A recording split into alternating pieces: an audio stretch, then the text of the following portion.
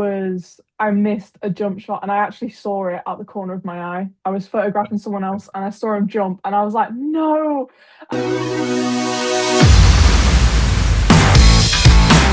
Hi, welcome to Music Behind the Lens.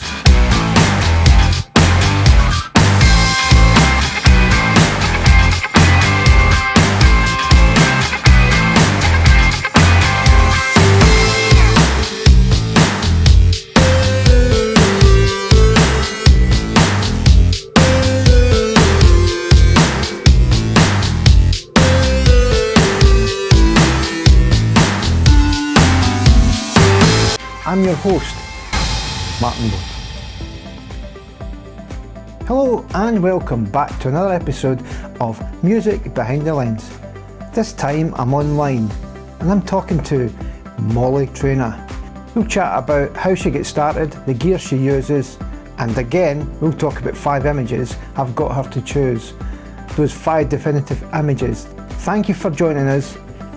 Sit back, relax and enjoy the next hour or so as I chat to Mollie about her journey. Right, so Music Behind the Lens, part 2. Part 2. Take 2. Part 2. No. Thanks again for doing this. No problem. I'm happy to be here. This time I think we've hit the right buttons and we're yeah, so we're going to go for this again. Thanks for doing this. So Yep. the beginning. I started taking photos at gigs 5 years ago. I think coming up on 5. In fact, I think it's been 5 years. Yeah, it's just been 5 years, I think. It's amazing how time just goes. So quickly. Yeah. It feels like yesterday I was doing my first gig. It's insane. And I started out by doing a course at college. I went and studied photography at college. Sort of a little bit later on, but I did a course in animal studies because I thought I wanted to work with animals, and then realised I didn't really want to. Wasn't really for me. And started doing photography, and I've always kind of liked messing. I've had like little like digicams and stuff since I was really little, and stuff, and always loved, just taking photos of random stuff. Like I think I used to like steal my mum's phone, and she'd just find photos of random things in her gallery when she'd go back and look through it. Yeah, normally about the cat and stuff like that. And then I sort of have always been in love with music. Like I've been brought up listening to music all the time. We're a big music household. And my mum's taken me to like festivals and stuff since I was really little. And so I've always loved music. And then I remember the same year that or the year before I started at college, I think it was like just before I was about to start, I was at a festival and I remember just looking and seeing the photo pit and then seeing like all of the photographers in there, and the videographers and stuff, and just being like, people do that. And I was like, I think I might want to do that. Yeah. And then it kind of just all went from there. I did a lot of my own research because gig photography wasn't really something that was highly like covered or talked about. Like it was a lot more focused on sort of like studio photography and like fashion photography and things like that. And definitely more went down that route. And so I had to do like I've given a lot of help by my tutors, but I had to do a bit of my own research as well and sort of figure it out and figure out what I needed and stuff. And then I got my first gig through a friend of mine who's also a gig photographer called Rihanna. She helps me out, and she helped me find a gig because I was like, I want to do something. She was like, look for local gigs in your area. And so I looked and found that the Buzzcocks were playing in Preston. And she was like, I told her, I was like, oh, these are playing, like, this would be really cool. And she was like, give me 10 minutes. And then she came back, she was like, I found them an email this person. And I was like, right, okay. And so I emailed them, and then I got an email back being like, yeah. And it was the same day of the gig as well. It was like that. I was messaging, like sat outside a classroom before I went into class, and then got it. And then I was there that evening. At the gig, and I was 17, and it was the first gig the Buzzcocks played at the Ferret, and I went and photographed them, and that was my first gig. Yeah, I mean, going into that with excitement, you basically Yeah. know how to use your camera, Mhm. um, but it's the challenging things of the lights, the stage, the crowd, the size of the pit, if there was a Yeah, pit. It's a good baptism getting into music photography in that one, I would say. absolutely. Yeah. Certainly the genre of punk and the Oh buzz. yeah, absolutely. Um, Yeah. how how did you cope in that situation? Th- was the I nerves still was kicking in, or oh, I was so nervous. I made actually my mum dropped me off and I made her sit outside in her car until I was right? done. So because I didn't want her to leave because I was so nervous. Yeah, And I remember just being so nervous because there wasn't a photo pit, it was just a room with a stage kind of thing. And I was sort of like more people were coming in, it was getting more crowded, and I was kind of like, I'm quite an anxious person. yeah.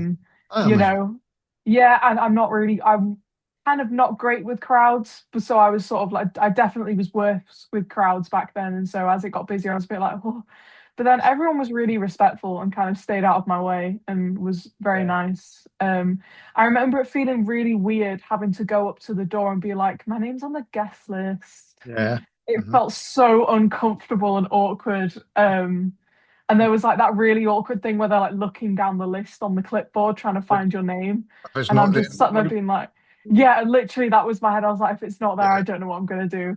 That's happened a few. Well, I think it's happened to me once, but Happened to me once. it's happened. The fact that somebody's got hold of the tour manager, or I've contacted the PR and they've sorted it Yeah. out, and then I've managed to get in.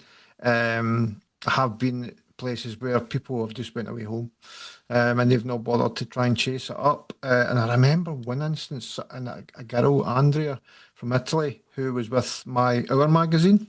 You're now Yeah. with my magazine. She was in Italy, and when she went to the box office to get a pass, it wasn't there. And I'm phoning PRs in Italy to get it sorted Yeah. out for her. And we did, and she got in. Sometimes that's the panic kicks in. Oh, I need to phone my editor, or I need to phone the person that got me the pass. So, can I speak to the Yeah. manager? And then it being your first one, it's good to think on it. It's hard to think these things out because you're, Oh yeah. uh, Really hard. I remember my second one, which wasn't really my second gig, because I didn't get let in because it was an age restricted venue and I was under 18, so I couldn't get in. But I didn't know it was an age restricted venue. So uh, I got this photo pass and then it came in, they were like, we can't let you in because you don't have ID. And I was like, oh, okay. oh no, that's a tough one as well. Yeah. So that overall first experience, how did it feel like really? I mean, it's hard to explain, I suppose, but now that you've done a few, but can you take us all back more than feeling excited? What else was going through your mind at the time? It was kind of like a realization in a way, kind of sort of standing there and getting this done and like how it was and how it was like a realization of like, oh, I really want to do this. And I think it was also kind of like a thing where I was like, I did this thing and it didn't scare me. So I was Mhm. like, amazing. Mhm. I actually feel okay being here. So that was, sort of like a realization. I came out and I was like literally buzzing, like I was like vibrating on the spot because I was so excited. And then literally after that, every single weekend, every Friday or Saturday night, I was at a gig taking Yeah, photos. yeah. And then getting home and editing them and then seeing some Yeah. pictures that you almost forget you've taken and you go, oh, Yes. take that. Wow, Yeah. that's a good one. I Because learned to be nocturnal. yeah, because I was talking to Per All in his interview, and he talks about you get in the moment and you almost it's not a trance or you're like in a different zone. You know everybody around you, Yeah. you know what's happening, but you're in the zone, Yeah. and you're not questioning yourself. Am I doing this right? It's No. almost.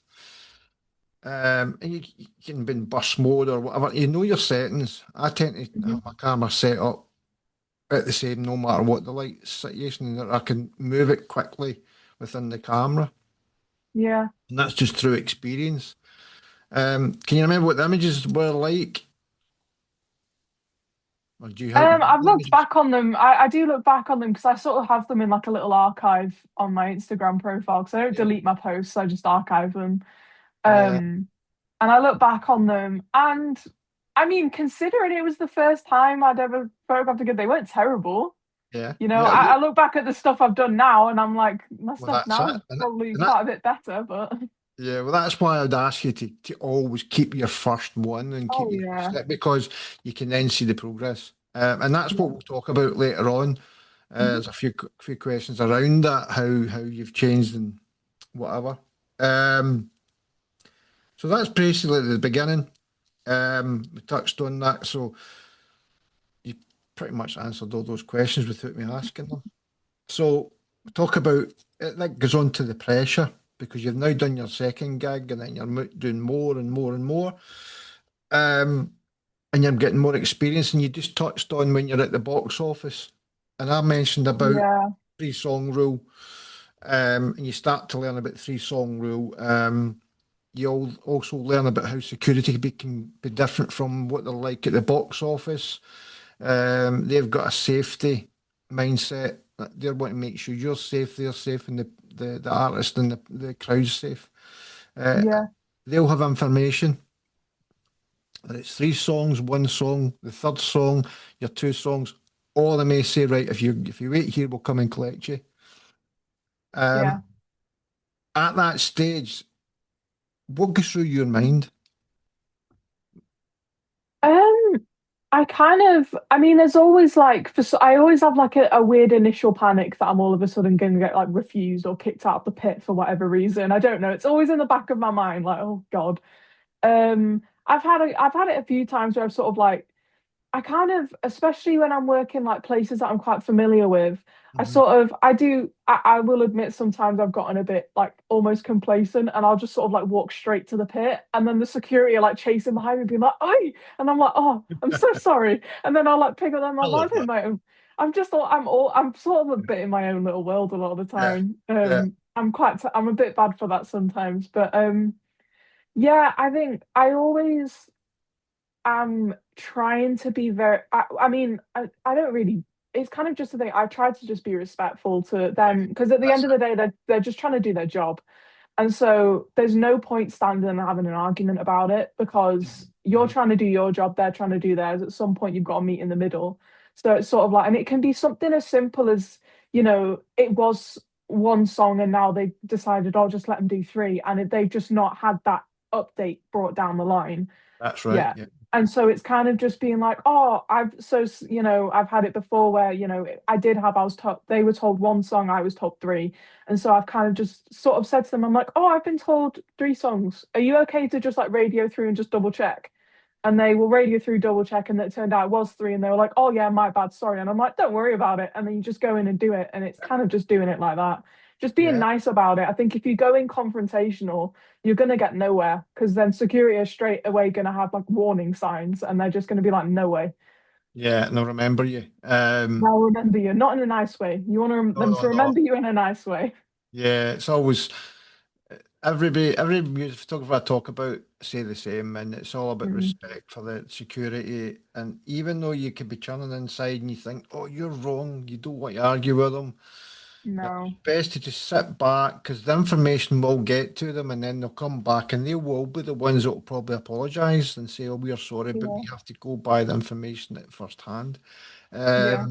And as you can see, it can be really, really hectic in there because it's usually the supervisor that's doing all the kind of uh, Yeah. escorting, or they may get another lead. Because we've been in situations, certainly some, we'll not mention venues, we'll not mention security, but Yeah. Of some course. venues that I've been at where you've got to wait at a certain area, Hmm. security will come and get you, and you know the first song's actually playing, and you're Yeah. thinking they still haven't came and got us.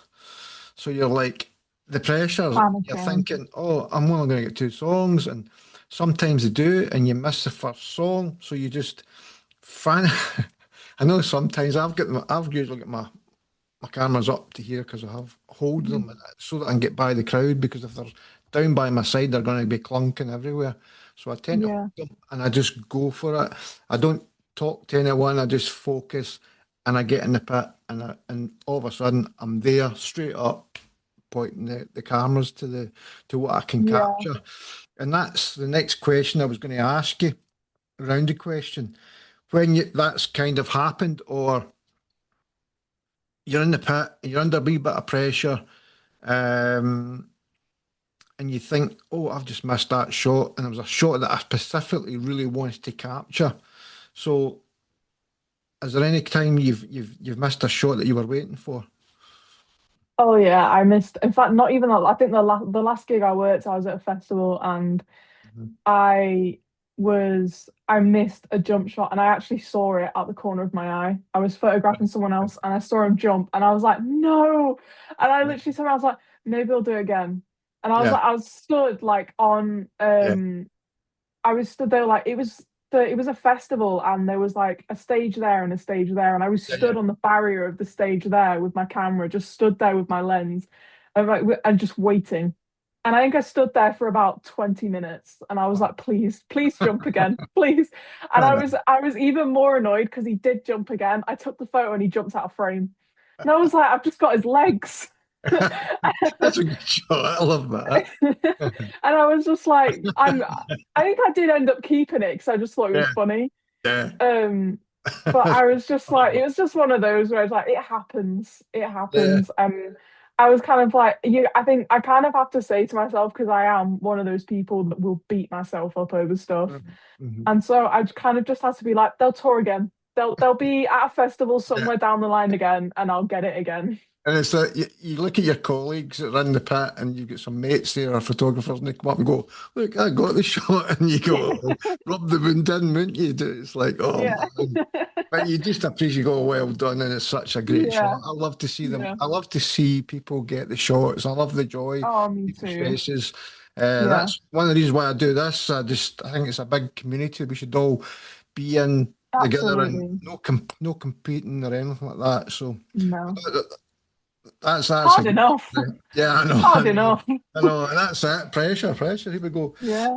So with that, Per was also mentioning about when I asked him about this question about the most chaotic pit, and I've been in one. The one that I was in was probably the Prodigy in Oh wow. 2019. It was just November time. It's just it was 4 months before, just before Keith Flint passed on. But I just remember being in it and really the chaos and looking at the security's going, mate, just don't move. We did, Yeah. we did move. It's just there's for maybe the first song I couldn't move. Yeah. For whatever reason. Can recall? I mean, you obviously you're part of the rebellion team now as well, and Yeah. you've probably seen a lot of chaotic pits in your time now. I Um, have, is there yeah. anything it stands out for you?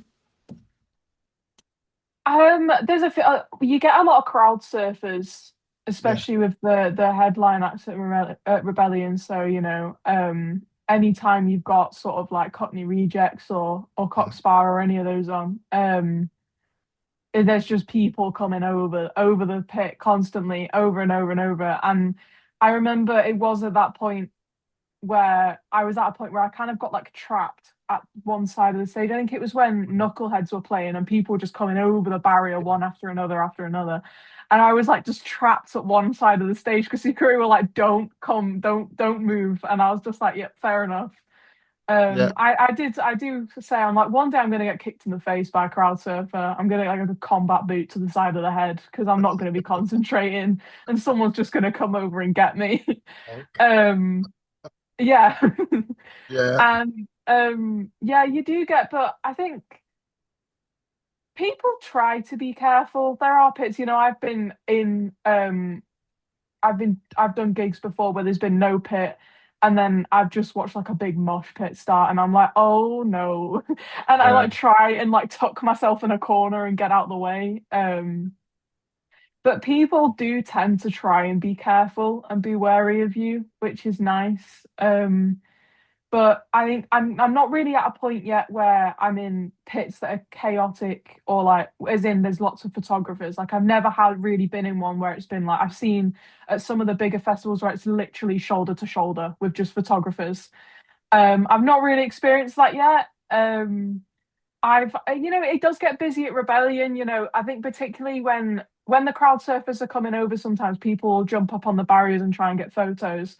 And so Mhm. then that sometimes gets a bit busy. And then I find myself like not super up there with my confidence yet, where I kind of, if it gets really busy, I kind of just freeze a little bit and I'm kind of just like, oh, but then it's nice when you're on a team of someone because they'll come and just like tap your shoulder or, they'll get you to come and take their spot they were in. So then you have an opportunity. So I appreciate them for that.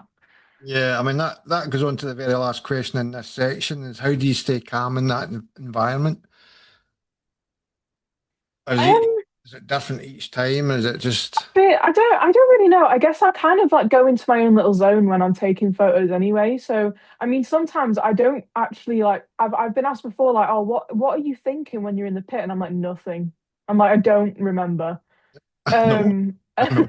I'm like, I don't know. Because people are Yeah, like, what are your I've been asked before like how I like what am I thinking about my shots when I'm taking them. I'm like, I think so. Like I've yeah, got to be because I do get the same ones, but I don't really remember it. yeah, yeah.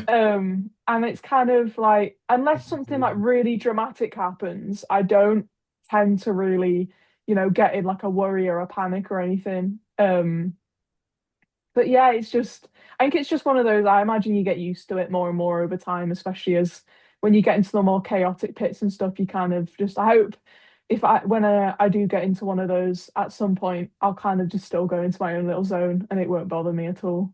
Yeah, yeah. I mean that's a good attitude and it's a good way to go into it. Yeah. I think it comes with confidence. Yeah. And we mentioned about being nervous and different things. I always still get nervous when I go to gigs. And I've been doing it a long while. Like we talked about earlier about, oh, is my pass going to be there? I'm going up Yeah. again. Is my pass going to be there? Am I going to get in? Am I going to have a problem?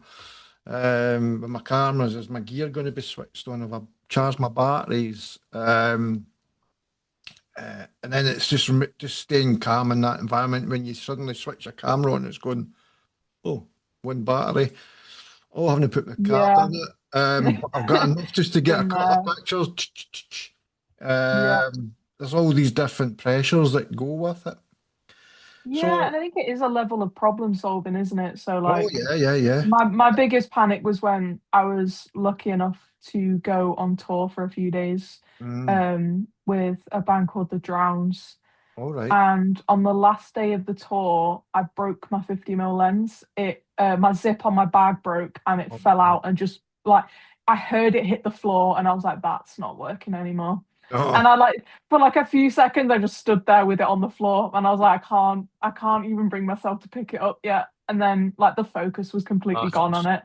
Yeah. Yeah, the focus was completely gone. Like the ring on it, the focus ring on it just like Mhm. spun as I pick it up and I was like, oh yeah, that's not working anymore. But yeah, and the old nifty 50s, what a lens. It's just brilliant. I mean, that goes greatly into the next chapter, the craft, and we talk about your gear. Yeah. Nifty 50, wow, that's one of the lenses that I kind of started with, as well as an Yeah, it's one of 85. my starter lenses. I think it was the second Yeah. lens I ever bought. So with that, way at the beginning, you talked about what camera you started with. So tell Yeah. me about that, and then how you progressed into the new gear. So I started out with a Canon 1300D. It was a brilliant little starter camera.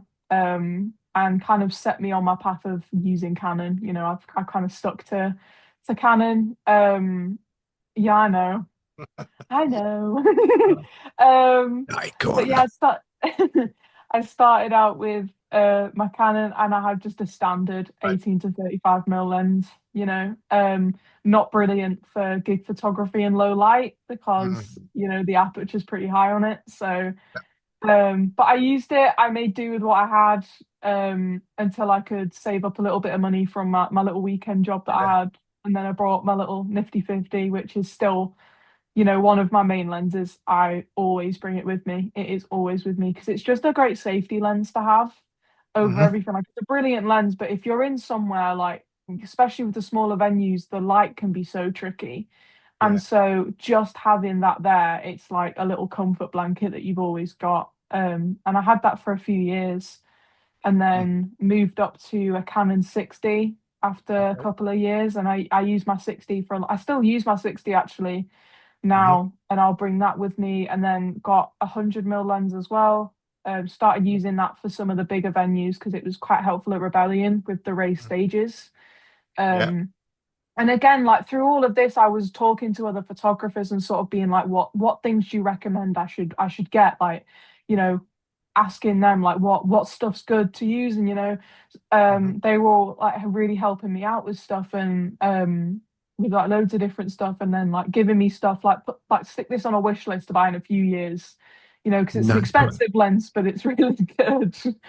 And stuff like that. And then last year I got a Canon 5D Mark. All right. Yeah. I got yeah, so I'm now on my 5D, which is a bit of a step up professional Hmm. camera wise. So it took me a minute to get used to it. And so I was kind of playing with it a little bit, found it a little bit more You have complicated. to. Yeah. Yeah, and so it's just messing with it. My poor dogs were being dragged to be used as models, so I Yeah. could figure out the settings and what button Yeah. does what. Well, Um, I use and like then wee Spider-Man and wee dolls and stuff like that. So yeah, I'm the same. and still bringing my 50 and my 100 mm lens, and then recently, just at Christmas time, I got my 24 to 70 lens, Oh yeah. which is my first zoom lens, and Mhm. I'm in love with it, and it is going to be used at a gig for the first time tomorrow. Oh wow. So you mentioned about the 50, the nifty 50, Mhm. and then you mentioned about 20, 40, 70. But is there a lens instinctively that you reach for all the time? I mean, you've kind of answered it, but Yeah, it's kind of the 50. okay. I've always got it with me. It Mhm. comes to me. It comes with me to every single gig I go to, without fail. I just absolutely love it. It's just amazing. The aperture goes right down to, I think mine goes down to 1.8. All right, yeah, Um, that's the one I've got as well, I think. yeah, it goes right down. So it's just absolutely perfect for venues that are like quite low lighting, or if they're using strobe lights, Hmm. then it's just super, it makes my life super easy. Yeah.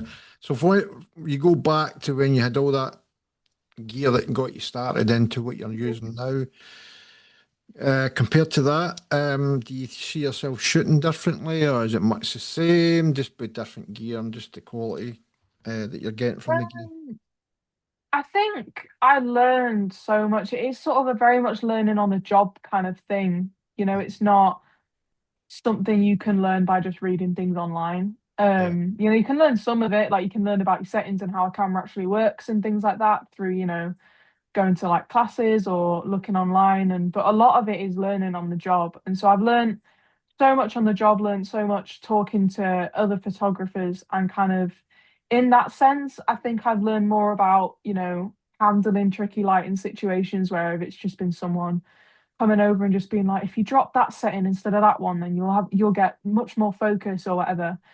Um, and I think in that sense, I think some of my shots have changed, but I think I started out this way and I've sort of continued to do it, as in I like to tell stories with my photos. So I don't sort of just see a photo and go, that person's doing a jump shot, that'll look cool. Hmm. I kind of like want there to be a sense of a story and an Yeah. atmosphere behind the photo. And Yeah. like I want people to look at the photo and know, like feel like they're there. And It's so I think almost, that's yeah, sorry. sorry, it's almost a bit like the magazine that you're with me. When Mm, I get to maybe write a little review, but your pictures yeah, tell the story as well. So you can go and reflect. If you're not taking notes, your story should, from a beginning to the end, if you yeah. get to do the whole show, that is. But even the first three songs, you can still tell a story Oh and yeah. in the beginnings of it. So, um, in the situation we talked about, you dropping your nifty 50, right? And since Yeah. your camera gear decides to go, oops, I'm not working Yeah. anymore.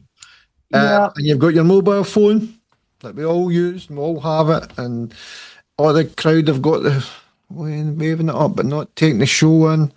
Is there any time that you've actually used it in a serious incident? like that, or in general? What do you Use my think about it? Your phone. um I don't use my phone not to take photos, not to I've done it Yeah. a couple of times, maybe grabbing like a couple of video clips. Yeah. But for photos, generally never. Um, I don't really like using it. It almost feels like, to me, like it almost feels like a tiny bit disrespectful to use my mobile phone in a pit. And I'm Mm, like, I'm here with a camera. Why would I have my phone out? exactly. That's the way I Sort of look at it thing. as well. Yeah. It's so tiny, and you almost feel like, well, what's the point? What's the point of me being here with all this gear, and I'm standing here with my mobile phone? Yeah, there's no point. Yeah, especially if you are a music photographer. I can understand Yeah. some PR may just go in there so that they can Oh do yeah. their quickness. They do, is it Vox Pops, I think they call it. I could have Oh wrong. yeah. Yeah. Yeah. So they'll go in and they'll get that little bit of media content and then take it from Yeah. there. I'm all right with that, and I think I find a lot of that at the festivals. You see a lot of that happening.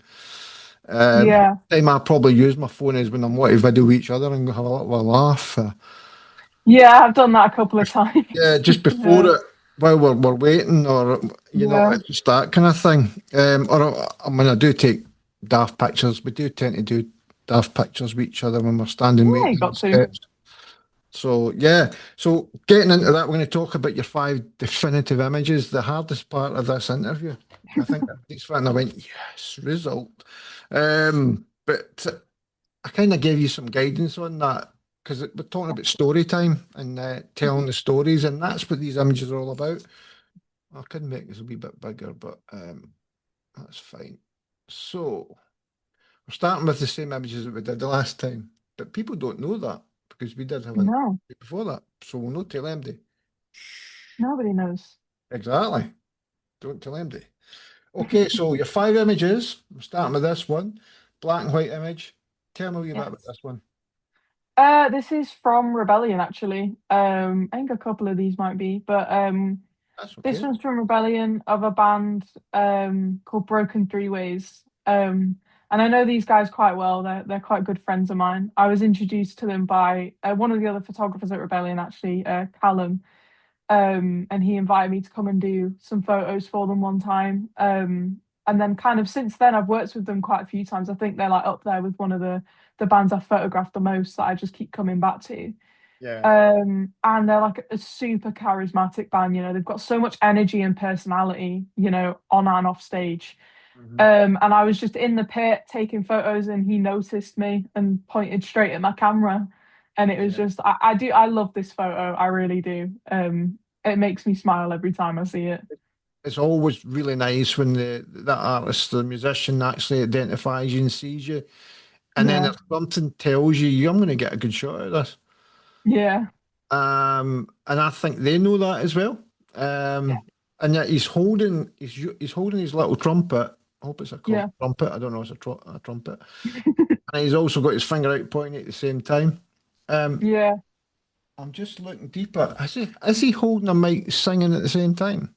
Yes. See, I could see that. Um, is he talking to you? Is he singing, or is he? Can you kind He of? was singing, and then I think just as like I think at the end of like he'd finished singing, and then he shouted something at me. I can't actually remember what it was, but he did shout something at me. Yeah. But yeah, he's brilliant. I remember actually, um, I did a gig for them the day before my birthday, Okay. and my mum let slip that it was my birthday the next day, and so they decided to Ah, sing "Happy Birthday" on stage, and yeah, I. love that. Yeah, that's But brilliant. yeah, yeah, Yeah, yeah, because it's been identified in the pit by the yeah. artist. I did by he's no longer with us, Fat Man Scoop. Mhm. He got me to go backstage because he was wearing a kilt and he wanted me to take some pictures of him. Oh, nice. Um, and such a nice guy, big DJ. Mhm. And he was shouting, "Baldy, hey Baldy, get backstage!" And I'm looking at it, and then Stuart Fullerton, who's I just did the interview the other day there with him, he's looking at me going, "Well, I'm no bald. It must be you." I'd say missed one song out of it, but it was just nice just to be Yeah, identified. Uh, it is. It is nice because people don't notice us a lot. They Yeah. don't tend to notice us, and so it is. I do actually quite like it. It does sort of like really uplift you when they do notice you there and they interact with your camera a little bit. Yeah, I mean, I got another really good picture of a band called Reef, the lead Okay. singer Reef, and he's well known for going right up to the camera. And Stuart Westwood captured that for me, that picture of Yeah. him right in my camera. Oh wow. Um, and then I got the picture of him pretty much inside the camera as well. I just rattled it off, but I knew that I'd got the focus. Yeah. So with this image as well, when you're pointing your camera, were you distinctively making sure you focused on his face rather than his fingers, or was that just the way? I did want to get his face because I think his face, the focus on his face is more important, you Yeah. know. It wouldn't work as well if the focus was only on his hand and not his face. You Hmm. know, it's more focused on his face and it's a little bit more blurry on his hand and on the trumpet and stuff, but I think that works a lot better. Yeah, and you went in black and white. Was there any I reason did. that? Yeah, or was it just I works think better? I do like a black and white photo. I think if you use it right, it can add a lot of depth and sort of emotion to a photo. Hmm. It's also, I don't know if I should be revealing this, but it's also my trick when there's really bad lighting. So if I've Well, got lighting I'm struggling to work with, I just chuck it in black and white, and it's my little cheat. hmm. The old deadly red light. They talk about it. You know, I get red light. Yes. I love color. I don't Yeah. do many black and whites. That's just my choice. But I do Yeah. when I have got some black and whites, I'm pretty pleased with them. Uh, Yeah. and I'm pretty much the same as you. But I always underexpose my images anyway. I Um, know I do the same. yeah, and I'm always frightened when you get to the pit and it's so bright. I'm lucky enough because I'm underexposing and I've got my shutter speeds up really, really high at that point. ISO is usually really low as well. I don't tend to Yeah. put that high. But with the new mirrorless and stuff like that, it becomes a little bit easier. Okay. So we'll move on to the next one. Oh, one second, there's a wee bleep. Oh, get the next one. This one here. This is one of the gigs that I will always remember. I'll never forget it. It's one of my favourite gigs I've ever done. It was this is Barstool Preachers at Manchester Academy. It's one of the smaller academies, and they were doing their UK tour. They were supporting Terrorvision, and Yeah, I know that. um, I've known Barstool Preachers for a while now. I've known them since I first started shooting Rebellion. And so it's been nice to I quite like having the bands that I feel like I'm sort of like I improve like sort of I grow alongside them a little bit in a way. Hmm. Because I see them, some bands I've been photographing every year for 5 years.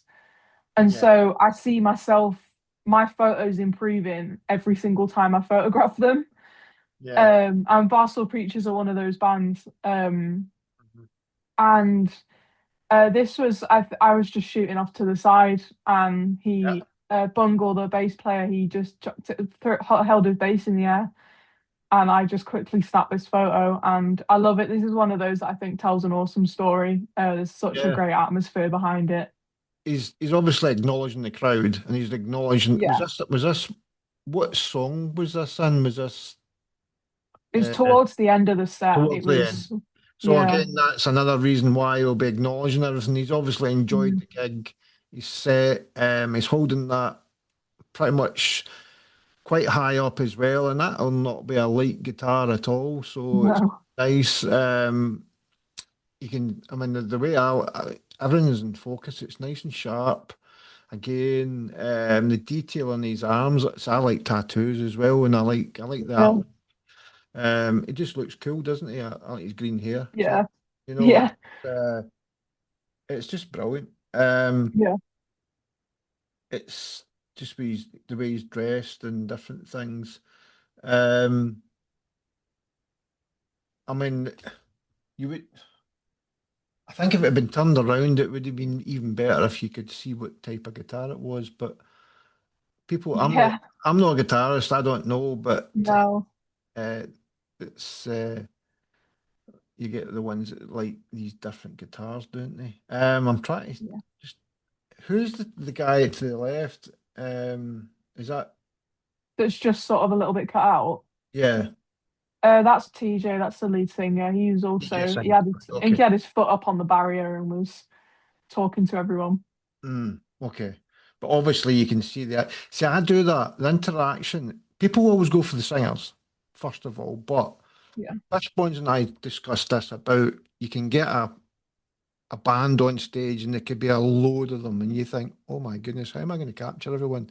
So you tend Yep. to say, right, okay, one big band shot and then I'm going to go to people individually.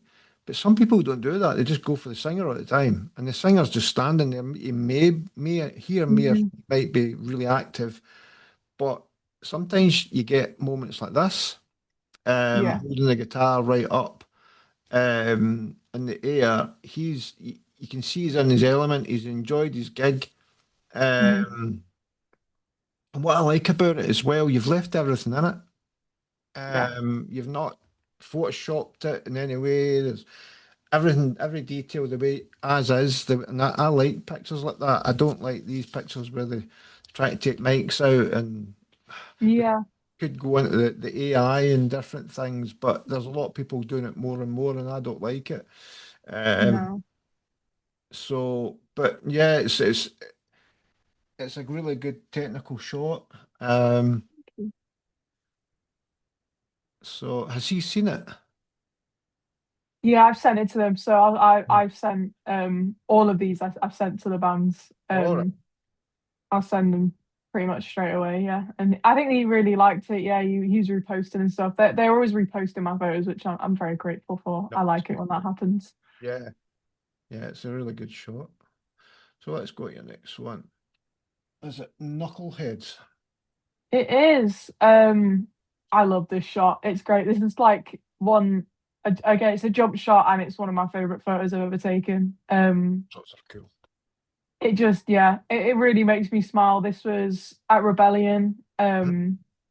And I think this is what I was talking about earlier when I couldn't move because of the crowd surfers kept coming over the side. So I had to Uh-huh. stand at the far end of the pit.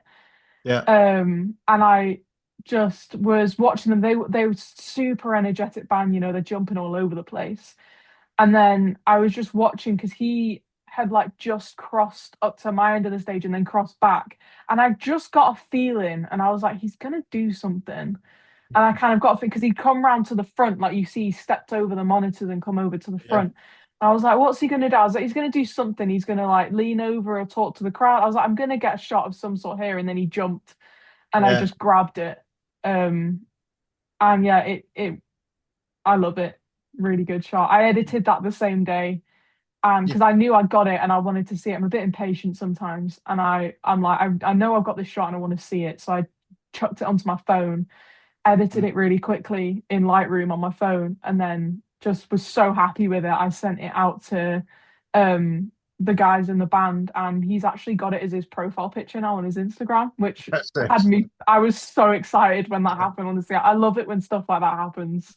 I mean, Uh, from a technical point of view, you've got everything there. You can see his face. You can yeah.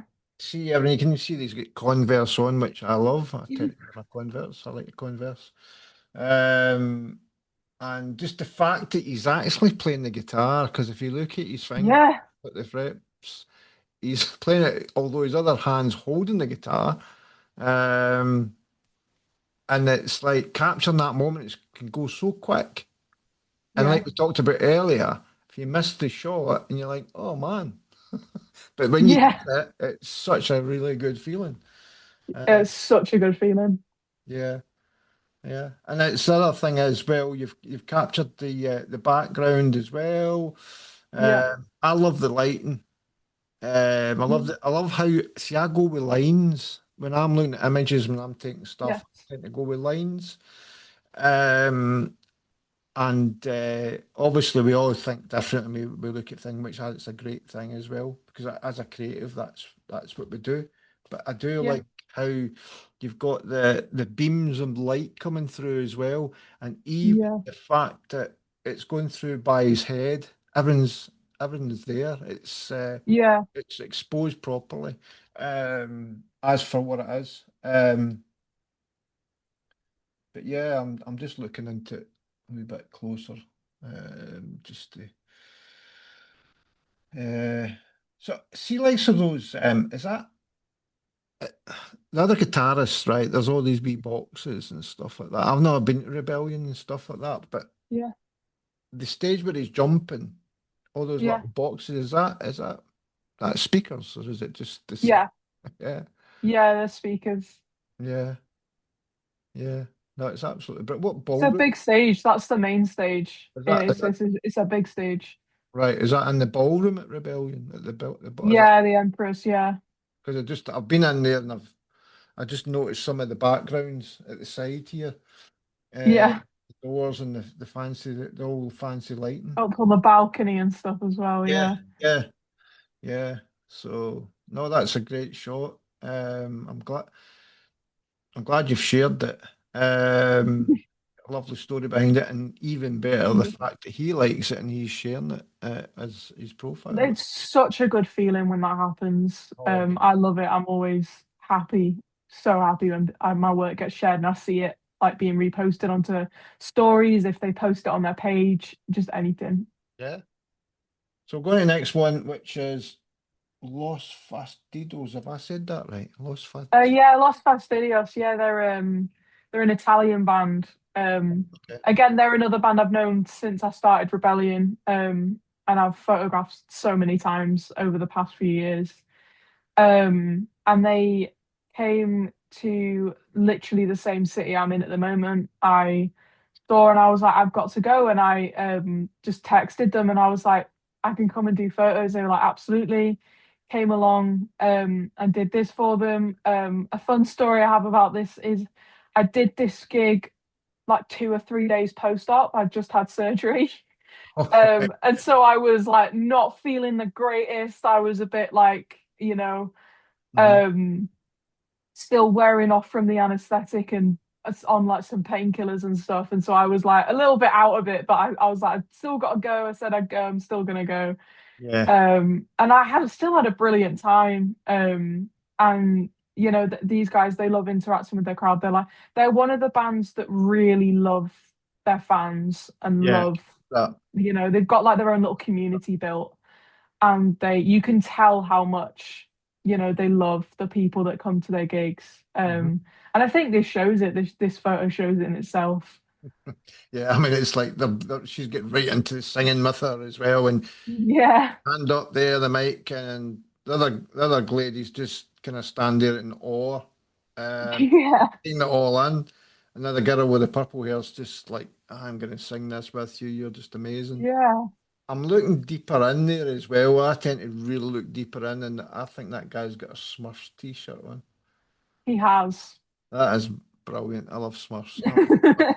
I love these kind of t-shirts. I've got I did have Danger Mouse and all these kind of things, and that for me, see what I'm seeing. But when you look at an image, people just look at it Yeah. and just go, "Oh, there's a picture there." But I tend to look deeper in. I look all around Oh it. yeah. I can see I drum. did it all the time. I was looking back at photos once I was editing them from a festival, Hmm.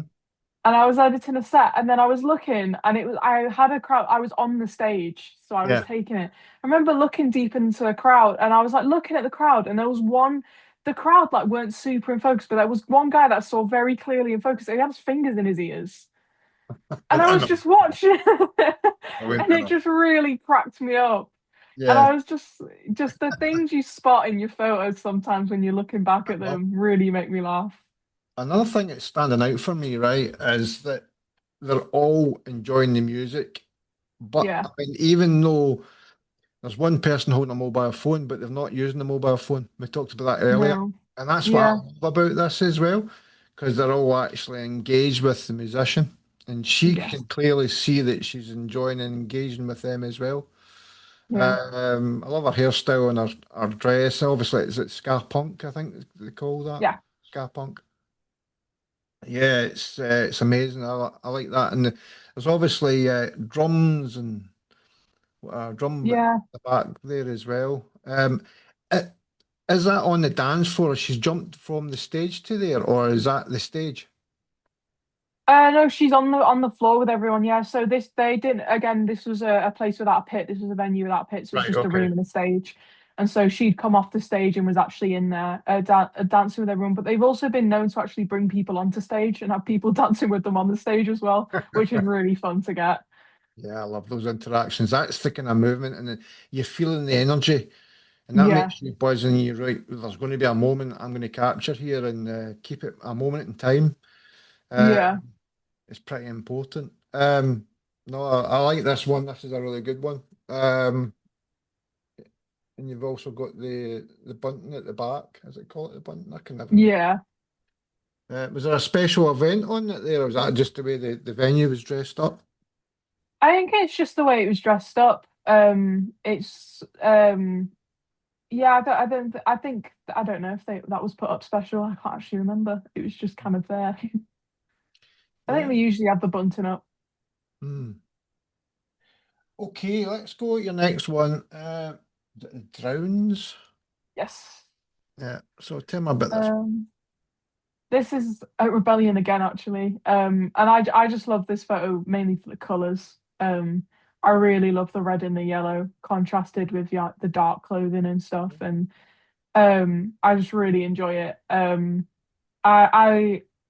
I again like as well. It's kind of like um I know this band quite well, and these guys are like quite good friends of mine, and so um again, I guess I kind of factored that in a little bit to when I was picking it, but you Mhm. know, but yeah, I love it. I love the energy kind of shown in the photo. He has a really cool microphone as well. I always pick up on that. That's it. Yeah, it's kind of rockabilly. It's a kind of Yeah. 90s Um, style. and you know, Christian's a super energetic guitar player and stuff, and like he's you know with all of the whole band and everyone you can tell that they love being on stage, and that's always really I like watching that and capturing it in Yeah. the photos I take. Mhm. When you see just people that love what they do, it's always so amazing to see. Mm. I'm looking at this. I don't know if you've noticed this, Molly, but Hmm. I know we looked at this in our other interview.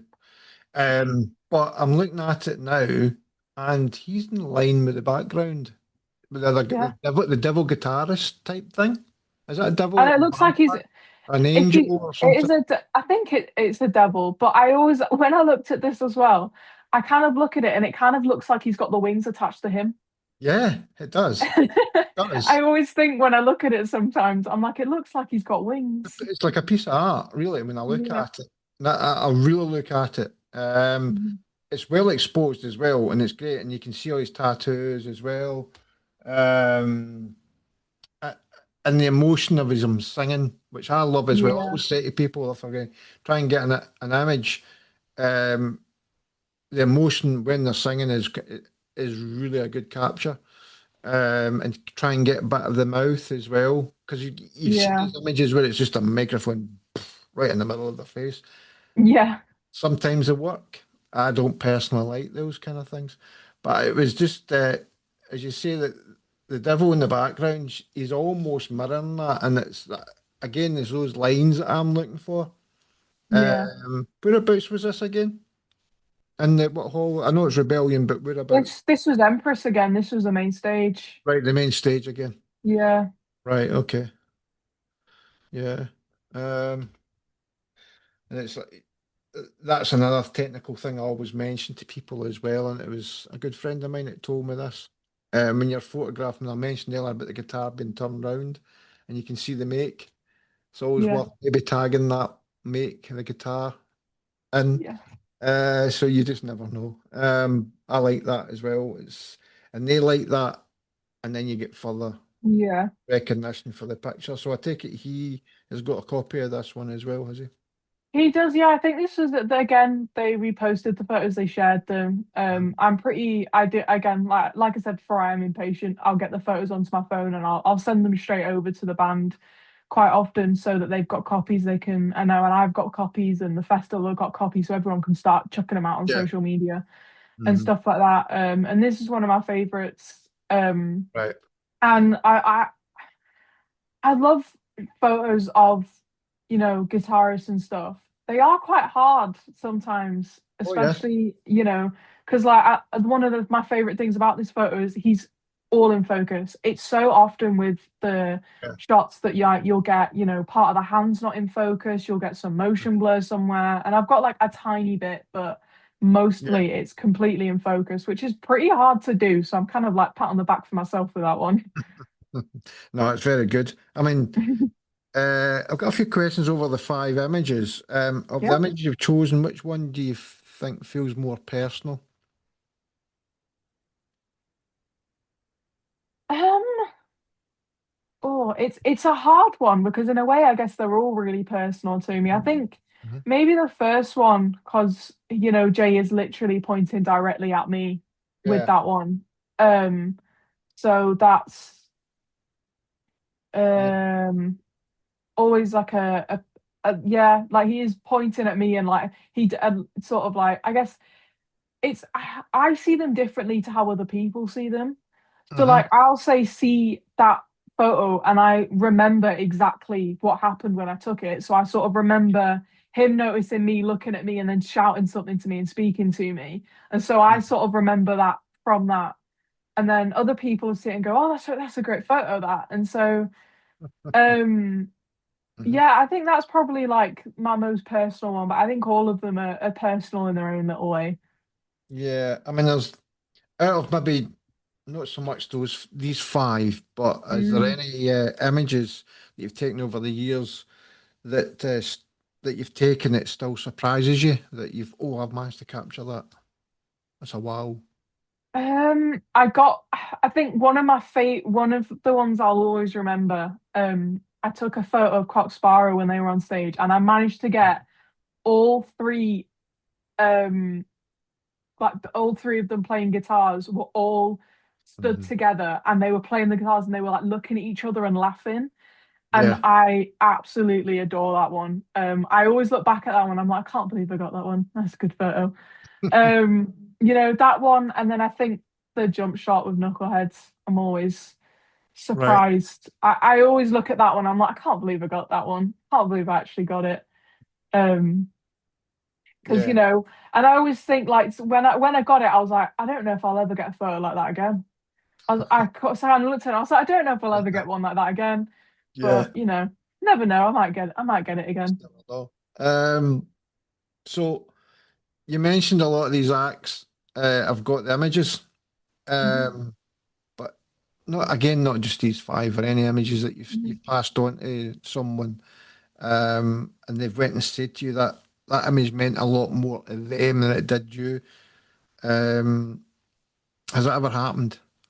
In any of your images that wow, thanks, Molly. That's just Yeah. tear down your eye. Oh, man.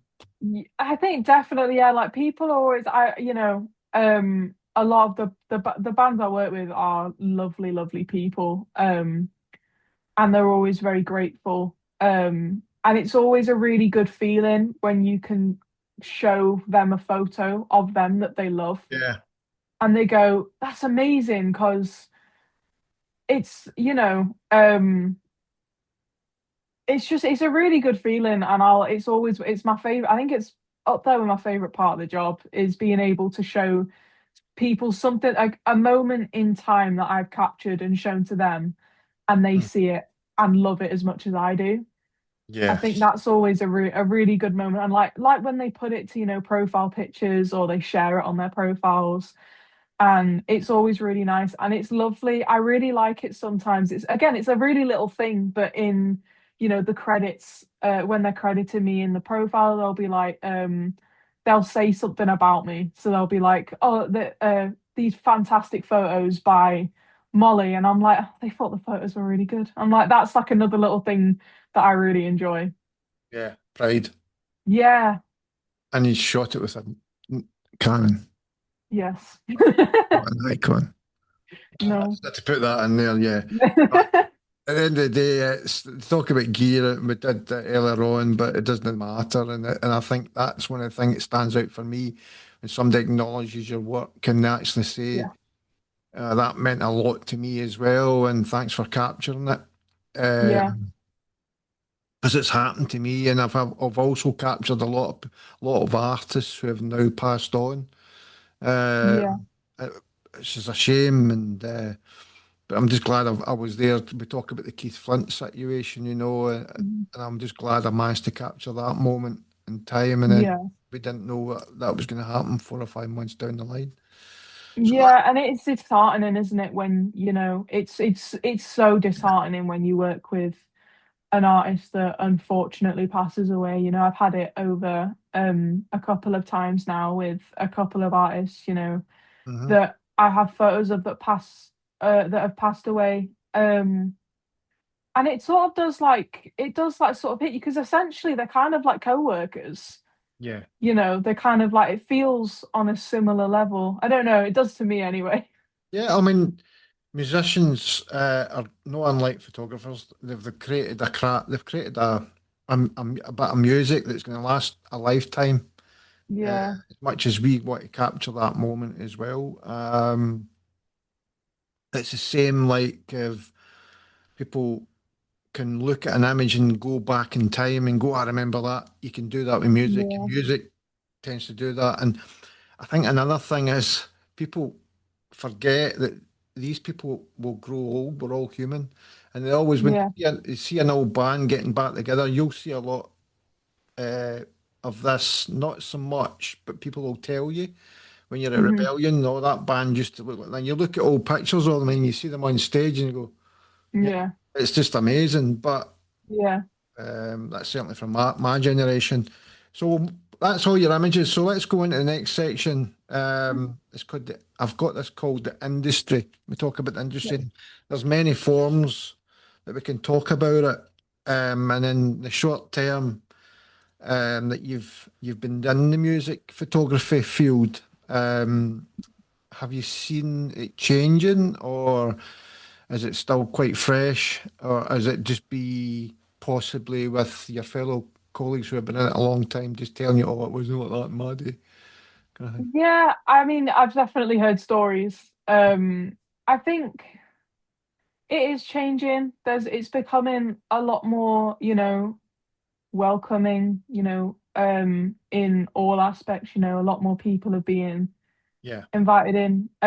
Over the past few years myself, I am lucky. I've started seeing a lot more women in the pit, which makes that's me good. very happy because, it still is quite male dominated and you still get like this loads of times I'm the only woman in a pit, but it's starting to become more of a thing. There are more women getting into it, which is amazing. I love that. We love seeing it. And so that's definitely becoming more of a thing. And you still get like the odd comment and stuff. Like I think I noticed that more than anything, Yeah. um, with it a little bit. So like I've been asked before if I'm like the girlfriend of one of the band members or something, and I'm just like, no, No, here because I'm a photographer, and it's like a bit, exactly. Yeah, yeah, and I'm just like, it's a little bit awkward and a bit weird, but it's happening less and less. And that's good.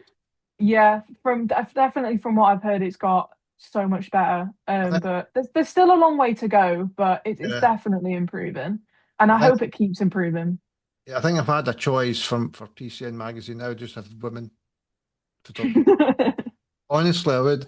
Having two daughters, Yeah. and it's just the way I am. And I'll be honest with you, I've asked a few female photographers, Mhm. and I've probably got three that said yes so far, and I'm still waiting on feedback. People have just ignored the email or the message. I don't know why that is, but I'll keep pushing. Yeah. There could be many reasons that people don't want to be interviewed, and quite the whole point of this is to get you the other side of the camera. Um, Absolutely. Well, we're all a bit introverted, aren't we? We're that, sort of, we're so used to being definitely. behind a camera. You try and put us in front Yeah. of it, and we get all awkward. Like, Well, I that's look so, there's so many photos of me where I just look so awkward or I'm like staring off into space or something really yeah, random. And I'm just like, I oh know, God. I know. But no, that's a good thing, and that's as well as I'm all for the whole big wider scope for the industry, the Yeah, LGBT group as well. There's many photographers who feel isolated, and I don't like that because we no. talked about away at the beginning when you go to that gig and the pressure and you're shy, you're nervous. I'm one of these Mm, photographers that will try and pull you in and yeah, look after you. There's yeah, many photographers that absolutely. actually like that. Uh, the, No. I hate when I'm at gigs and I look at some photographers and they're standing there and they're frightened to talk, and I'll go and introduce myself and I'll pull them in, and then before I know it, I've got them working for me at the magazine. So that's a And good but plug. that's so important Yeah. because as a photographer who was really shy, like when I first, so I was really lucky and got Mm. the place on Rebellion's photography team the same year I started doing photography. So I Yeah. was 17 when I did the first go, and I was so nervous. The first 2 and a bit years of the festival I literally just hid upstairs in the acoustic stage. Wow. I didn't go down and speak to any. I was so scared. I wouldn't go and speak to anyone. Yeah. I'd see them come up, but I didn't say anything. Like I only really knew Dodd because he was the one Yeah, who I know got me that. onto the team and everything. Hmm. And so I didn't until they arranged like a group photo. They wanted all the photographers to come together and do a big photo, and then actually met everyone. And Hmm. then Dave Oakley Punk, he's a brilliant photographer and he's been doing Rebellion for years. And he was like, I've not seen you before. And he was like, is this your first year? And I was like, no, I was here last year as well. He's like, you were here last year. And I was like, yeah. And he's like, why haven't you come down? And I like didn't even really know I that I know. was like allowed to go to That's the other brilliant. stages or anything. And he was Yeah. like, come on. And he like come and showed me round and showed me everywhere and was like, but Yeah. I'm it's so good to have those people that will Yeah. come up and talk to you and sort of like introduce themselves, and it encourages you to do it to other people more as well than just sort of like if you are a bit nervous and you're in a pit, just like the tap on the shoulder and just like come over here, come and get over here, and just stuff like that. It's so helpful, and there needs to be more of it because there's not there doesn't need to be like competition or any like weird or like No. egos in the pit. There's no I hate need for it. We're all there doing a job, the same job at the end of the day, exactly. and just Yeah. I mean, it's I know quite a few of the team. You've got Steve Schooler, Dodd, Morrison, Andy Carlin, Mhm. and you've got Raymond Thompson, who's also with the magazine. Did you nearly forget about Raymond? I nearly did me doing that with my eyes. Poor Raymond. And Steve Schooler, who's also with the magazine as well, which this is really great. Steve will go by Stevie Oi. Oi. Yeah, Oi. And I like Stevie. I've known Stevie a long, long time. And me and Stevie kind of just chatted for years. Just hello, blah, blah, blah. You know, if we met each other in the pit over the years. And it's just straight, well, it's no strange, but it's really good that he's kind of came on and he's a musician. Raymond's a musician. yeah, And you've got a really good team down there, and obviously with Fishbones being part of that group yeah. as well. Unfortunately, he's not going to make it this year, which is a shame. I know. It is a shame. And he spoke highly of you as well. I do. Um, I love him. I love him. He's got oh, brilliant stories. I could sit and I listen to him could for hours. Me too, and I did a rebellion. I I bet had like any breaks I had like between, especially as it got later in the evening, we had longer breaks between sets. I'd yeah, just sit there and chat to him. Just yeah, so many stories, and again, he's one of those people that I will message and ask for yeah, help yeah. with things, and he's so more than happy to give it, which is amazing. That's what I said to him. I says he may not be physically able to pick up a camera, but there's a lot more he can still do, and he's still part Yeah, of the community. And yeah, certainly in my mind, and for me, he's a close friend now.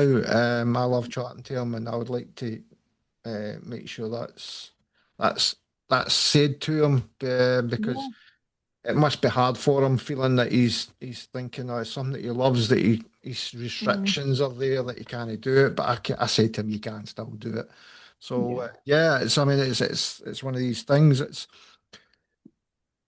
we're doing a lot of these different gigs. Obviously, you contribute to my magazine. You're doing the Rebellion. Mhm. and any other freelance work, and you're obviously at uni studying the media sides of things, video Yeah. and photography and all the other things that go with it. What's your honest opinion about the industry when it comes to be a free job or a job or working for free kind of thing? It's a tricky one because in the beginning you have to. You have to do it for free. You've got to get the work for your portfolio. Hmm. Um, but then I think it's also a thing of not underselling yourself. So if Yeah. it's what you want to do it as a career, and I'm saying this as a tiny bit of a hypocrite as someone that isn't brilliant at, promoting myself and, I get a bit uncomfortable talking about money and stuff, but you kind of just have to, Right. yeah, you just have to kind of like, it sounds like not great advice, but it's sort of, you just have to get over it and you just have to do Yeah. it. Because you're underselling yourself and you're underselling, your years of experience Hmm. and it's a quality product at the end of the day. You kind of, I think that the way that sort of helps me is thinking of it as a product, so you Yeah. wouldn't just go in and expect something for free straight away. You would expect to pay for it, so you have to kind of you know be ready to negotiate prices, be ready to talk to people, and be ready to just sort of straight up say, this is what I want to work for. And it's lucky that I actually in the industry, a lot of the times you get lucky and they understand, the bands get it, they're trying to make money as well. They're trying to make a living as well. You're all sort of in the same boat a little bit. So Yeah. um yeah, it's just one of them. Like I would like to see less people doing it for free. Yeah, I mean, I think it's music photography. Music photography is not something you're going to make a lot of money at. You mentioned that you went and toured with a band. You may Yeah, well get paid for that, but they may just say, "We're going yeah, to give you expenses and get you there." Band promo mhm, shoots like portraiture and different things like yeah, that. I mean, unless you want to be a wedding photographer, you're going to make some money there. But I think music photographers are probably the worst at, but when it comes to trying pricing their work. But then, what kind of price can you put on your head? In an artist, I mean, you that's look at it. artwork as well. I do graphic design and stuff like that, Mhm. and my daughter does illustration. But if you're going to try and put a price on that, like Banksy's, for instance. Yeah, And it's all down to budget as well. I would yeah, probably say to a band or whatever, or if somebody approached me, I would say, "What's your budget?" Because I'll say yeah, I'm £100 an hour. That's what mm, I price myself at. And you would say that to someone who would go, "Really?" Yeah, but you've got to understand, it's not just about taking that photograph. yeah. There's so much that goes There's into it more. that they don't realize. Like there's your edit time, your travel, your The time camera on this. insurance. Camera insurance is crazy. Oh I yeah, didn't even know that yeah, was a thing until a yeah. couple of years ago. I would highly recommend Policy B. That's who I'm with. Okay. And you get your liability in there as well. So you need to get your Yeah. liability in there. I do agree that there's certain moments where, and it's my choice, that Mhm. I'll do for free. But I hate it when somebody Yeah. just assumes, "Oh, you're going to do this for free." No, I'm not. Yeah. I'll just move to the next one, go and get somebody else. And then we talked about Mhm. the mobile phone, the quality of what you want, right? I mean, I'm also a sports photographer and a volunteer to my Yeah. local football team.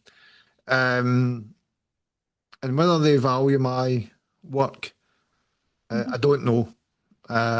It's hard to gauge, but that's one bit where I volunteer. But there's some occasions that I think I'm going to hold off a little, Yeah. because I don't want to make my work look bad. But the players really appreciate what kind of pictures I'm giving them and how they look. Yeah. But then Absolutely. like we talked about your artists, you've decided to give those to those artists, so they'll share them. Mhm. Yeah, that's okay.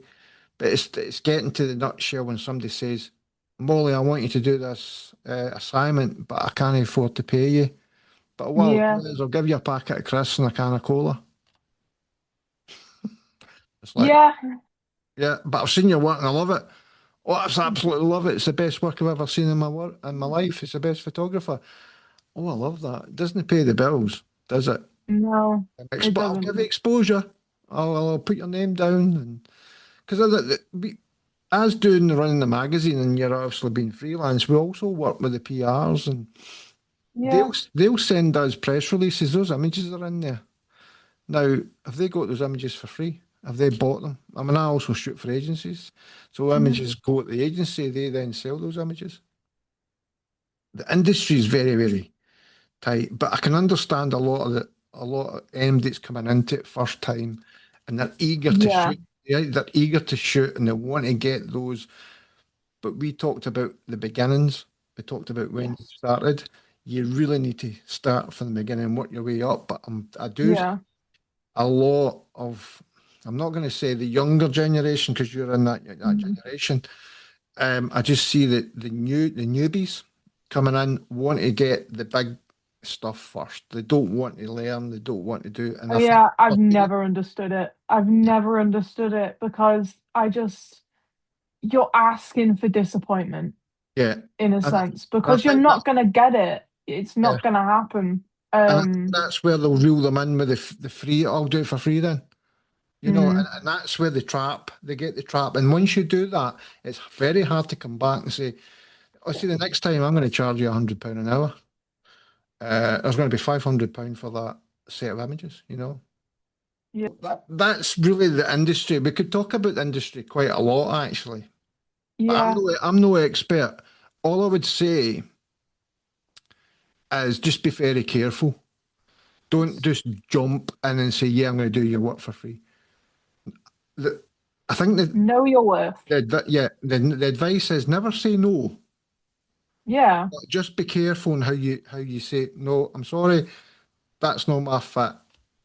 I will secure. yeah. You've got to work out how it's gonna work out for you. So like, Hmm. you can't necessarily. So like, if I got a phone call being like, "Can you come and photograph this gig for me in London Hmm. tomorrow?"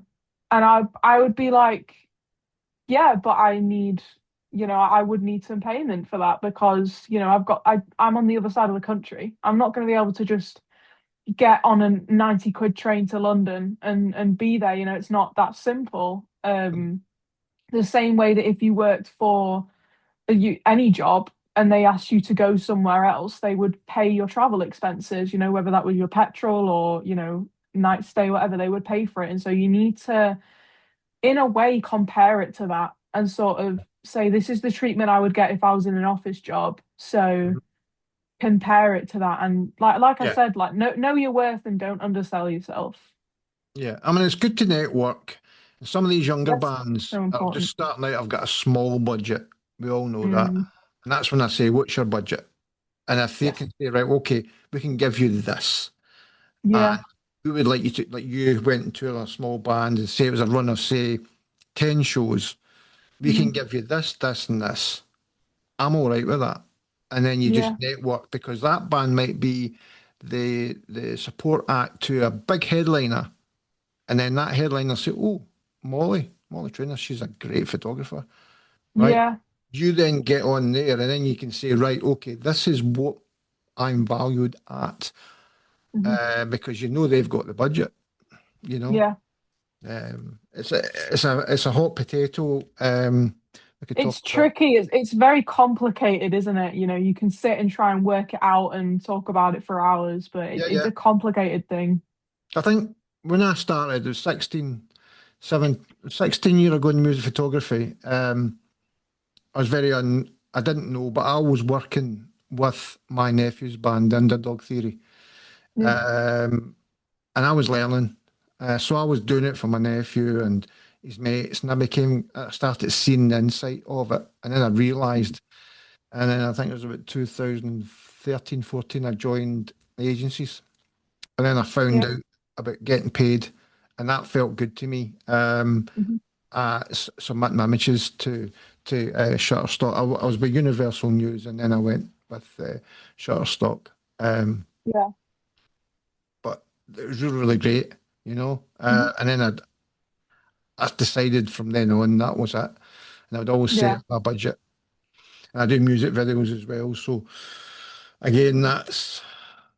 N- I'm hoping to go into music videos soon. yeah, In the next like 18 months, that's where I'm like wanting to move into, all start right. doing music videos. Yeah, I think did I show you my music videos? Not that I'm going You to did, yeah. give it like that. I'm bored.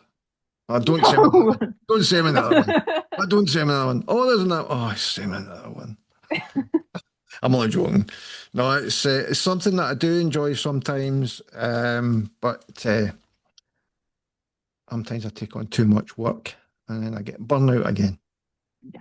So, but yeah, that uh, that's a hot potato industry. That's why I mean, there's only three questions in that chapter. We kind of covered about 10 questions, Yeah, we did. and everybody's got their own opinion on it, and Yeah, that's what's allowed. Everybody's allowed to have their own opinion. That's what it's all about, absolutely. and we're never going to agree with it.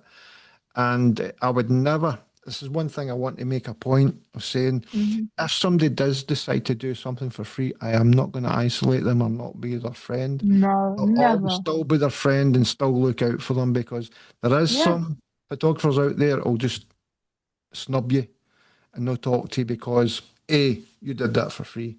So yes. let's do a bit of reflection. Reflection is the last part of the interview. Reflection. Yes, I'm going to keep this bit in. Reflection of the interview. Now, come on, let's do this together, Molly. Let's Yep. do reflection. Reflection. Good. Okay, so reflection.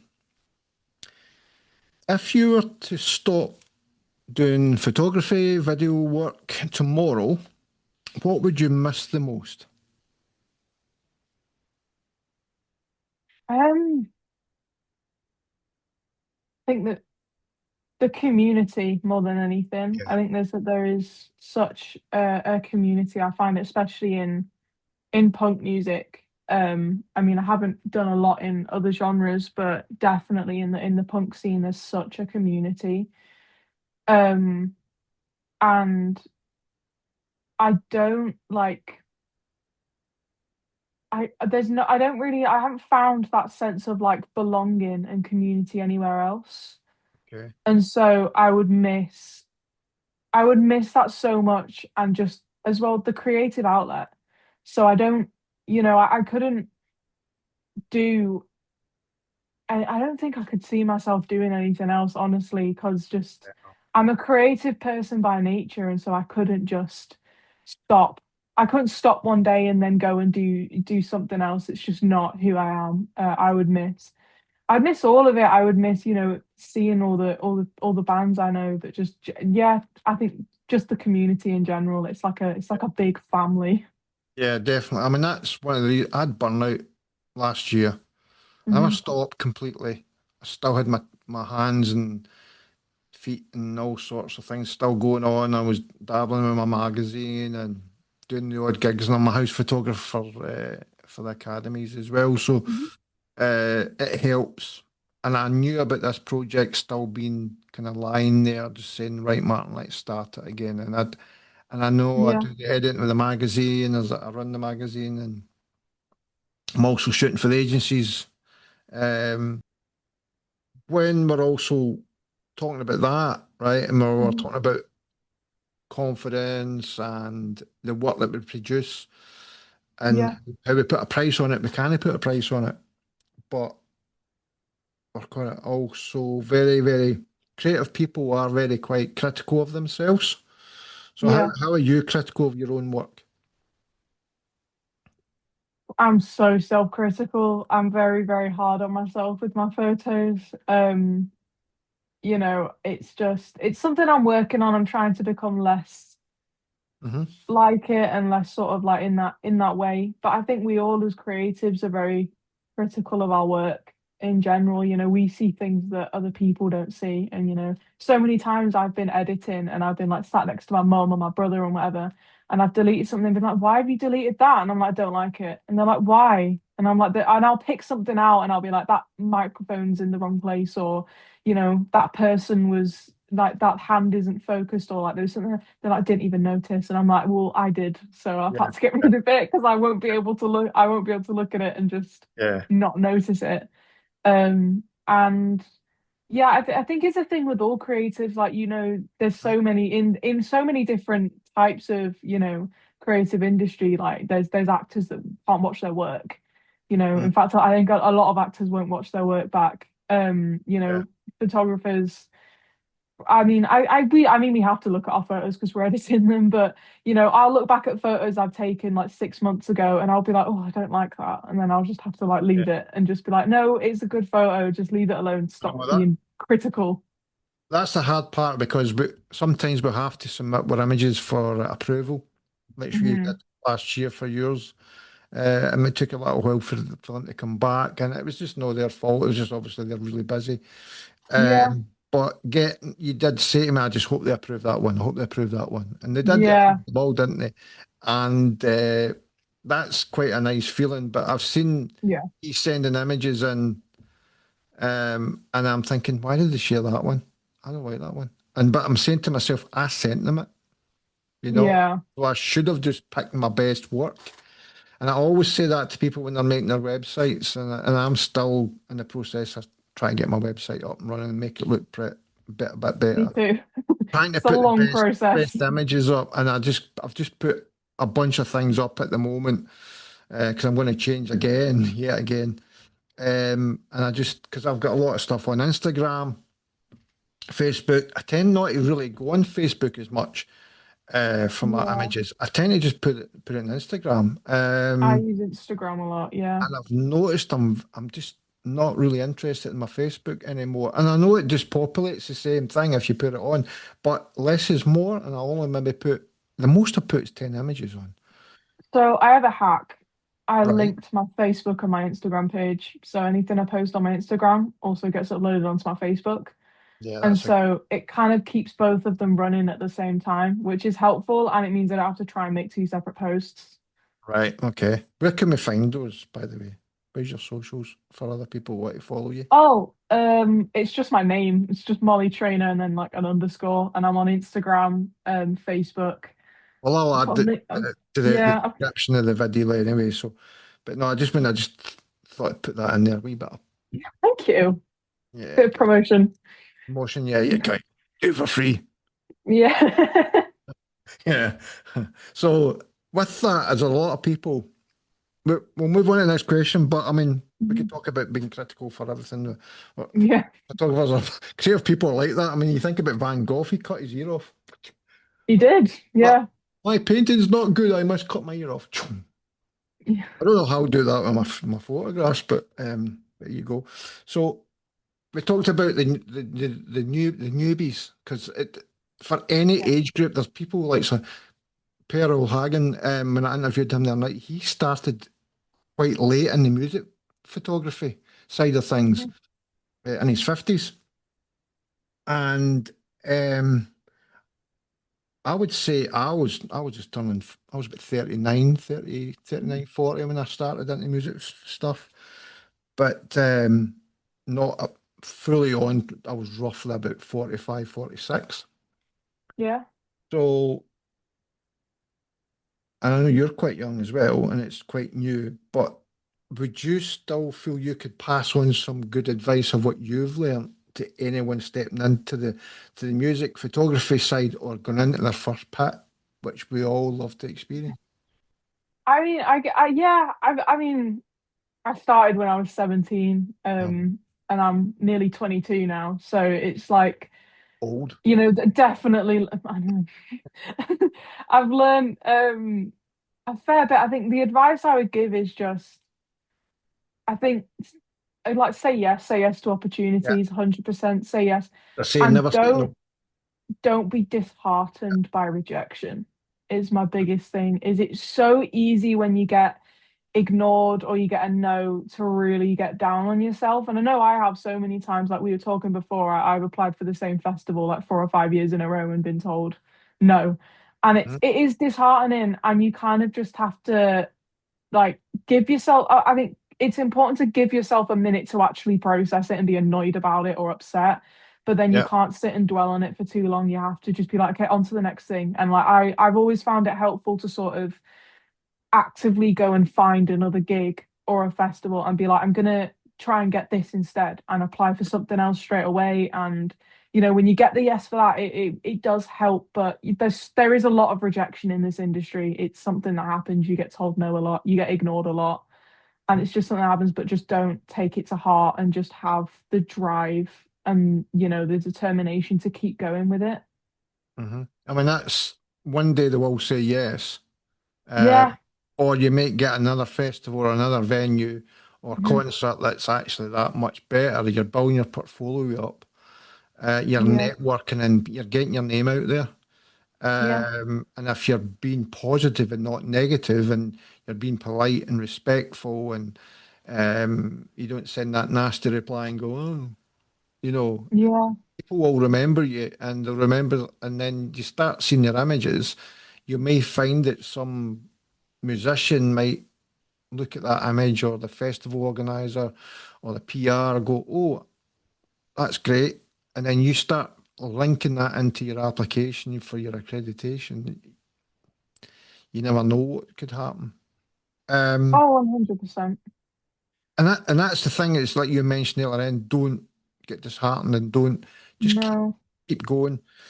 And that's good. absolutely. And that leads on to the very last question of this Mhm. section. What keeps you coming back? Um,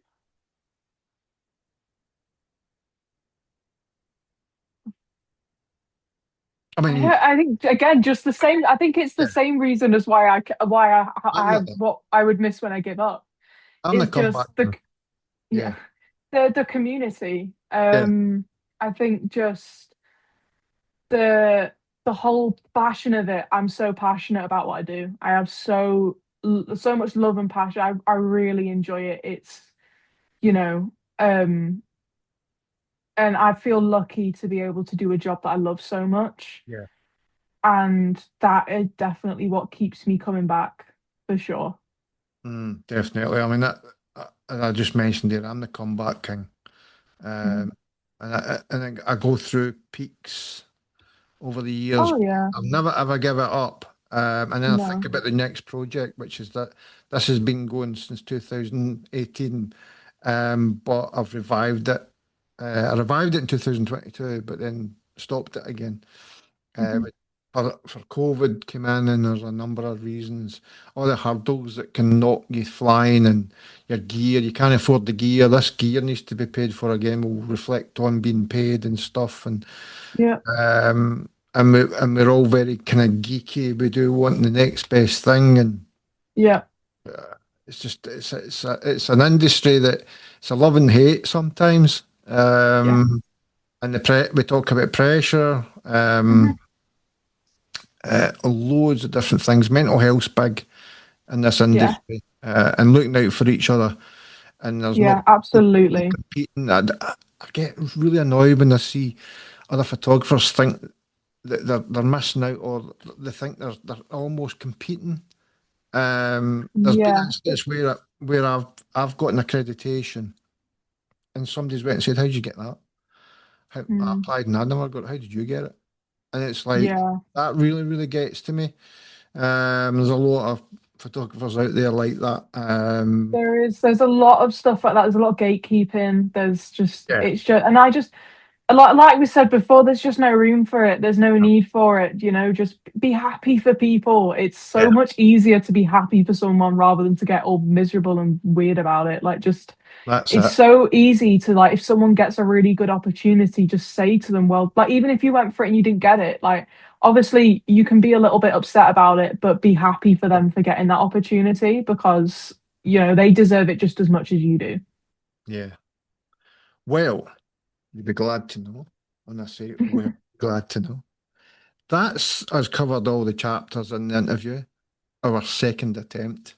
Not telling anyone Second that attempt. one. Take two. Yeah, take two. And how you found it? How have you found I've it? enjoyed it. I Enjoyed really it? enjoyed it. Yeah, it's nice. We all like talking about the things that we love. Yeah. And so it's nice to be able to talk about something I love and to be able to, you know, give the people that watch it, if they're not photographers, they can maybe learn something. I It would mean, it's be got good to know. it's called Music Behind the Lens, and I haven't asked specifically about what's your favourite band. Yeah. You like, you know, that kind of, because I feel that everybody asks those kind of questions. All I'm just want to talk about you being on the other side of the camera, and that's why I asked you how Yeah. it felt. And I'm on the other side of the camera, although when it's person to person interviews, you obviously don't see me, but when I'm doing these online ones, I'm actually showing my baldy head and stuff like that, and then I'm actually in them. I'm thinking about changing that when I do the actual person to person and actually put myself in them. Um, and that's the vulnerability, and that's why I'd asked you Yeah. that question, how you felt. And and I'm learning more, Yeah. and I'm gaining a lot more. And it's really that social anxiety that I suffer from, and getting myself back out there. So, Absolutely. who is it you will? Oh, your music photographers, right? Hmm. Or any? No, you might not haven't shot with them in the photo pit. Is there any that you inspire to or you like, or anybody's work that you like? I mean, I'm inspired by so many different people. All of my fellow photographers at Rebellion. I love those guys. Those guys have taught me so much. You know, I wouldn't be the photographer I am today without those guys, you know. Yeah, So any of those guys, they've all got some fun stories to tell. yeah, yeah, Dodd will have some great stories. You know, he's shot yeah. at like Glastonbury and everything, so he'll have some awesome stories. Mhm. Um, I've shot with Dodd. I've shot with him at Rewind. Thanks for doing this interview with me, Molly. yeah, It's very much appreciative. no problem. Uh, Thank you for bringing me on. Sharing all those great images as well. We're going to share a lot more images, more than just your five, through this interview. Yeah, Um, and I hope maybe one day me and you'll be in the pit. absolutely. We'll figure Obviously, it out. you're a part of my team for PCN Magazine. Let's get that Yeah, out there. And we'll get you more gigs, hopefully, and get you the big gigs. And we're working on a secret one together secret at the one. moment. Collective, all want to do it. So we'll get that going. But no, I appreciate it, your time. Thanks again. And we'll No catch you on the problem. next time. Okay. Yeah, I'm gonna definitely. do a special wave.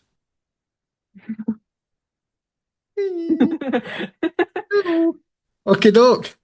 And See you hopefully the fire later. alarm will go off. Oh, I hope not. It And I'm better not hope go off again. and I'm also hoping this is recorded. Oh God, I hope so too. It says Can you record. imagine? Take three. Take three. I know. Fuck you know. Right, See you later. Bye.